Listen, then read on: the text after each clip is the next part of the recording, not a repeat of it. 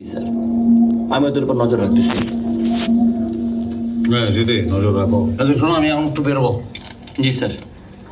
আজকে আমার আবার বিবাহ বার্ষিকী, 13তম। তাই নাকি? Happy anniversary sir. Thank you. আচ্ছা সজীব, তুমি আমার একটা বুদ্ধি দাও তো। জি স্যার। মানে তোমার ভাবিরে তো কখনো তেমন কিছু দেওয়া হয় না, এই তো একটা দামি গিফট দিয়ে সারপ্রাইজ দিতে চাচ্ছি। কি দেওয়া যায় বলো তো? তো শাড়ি গিফট করেন। শাড়ির প্রতি কিন্তু মেয়েরা বিশেষ দুর্বল। আরে দূর, তোমার ভাবির প্রধান দুর্বলতা হইল রান্না বান্নায়। এই শাড়ি না নিয়া আমি যদি 5 কেজি গরুর ভুঁড়ি নিয়ে যাই তাতে সে বেশি খুশি হবে। এমনিতে নিজে যে খুব খাইতে পছন্দ করে ব্যাপারটা কিন্তু তা না।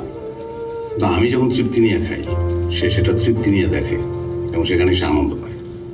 আর রান্না তো সবসময় ভালো হয় না, মাঝে মাঝে খারাপও হয়। আমি সেটা তার বুঝতে দিই না, অভিনয় করি, বুঝাই যে রান্না চমৎকার হচ্ছে। স্যার আপনি ভাবিকে অনেক ভালোবাসেন না? হ্যাঁ ভালোবাসি।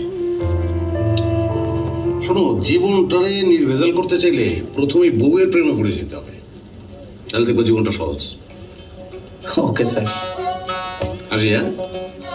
চাকু স্যার।